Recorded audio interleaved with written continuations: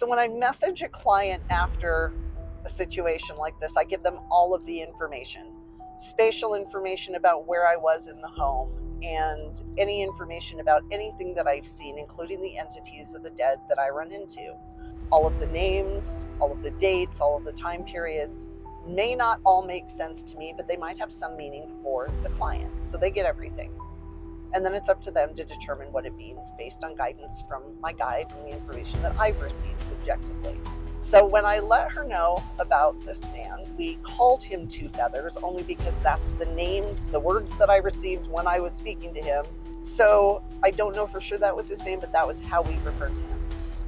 My guide suggested that she leave him an offering. What was interesting is, in my experience, offerings of alcohol to natives who have crossed, generally what were suggested. There have been a few instances where something else has been suggested, and it wasn't until I met this man who was so much older than a lot of the dead that I've met in the past that I wondered if it might have something to do with what they're familiar with. This man would not necessarily have been familiar with the type of alcohol that I would have offered to, say, someone who had died in the 1700s. So the offering that was made to him was cornmeal. She was to take the cornmeal and go to a spot in her yard that she would know. She said she didn't know where to go. Leave it there and thank him for his protection of her land.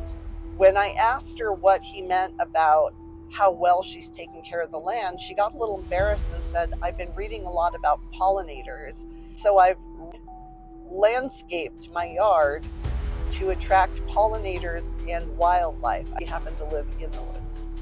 All of the activity around her parrots stopped once we had that discussion with Two Feathers. Her parrots were able to heal, not be terrified by the poor man that was just so fascinated with them, so lonely where he was. And I got to meet this amazing gentleman who lived hundreds of years ago. What a great life, man.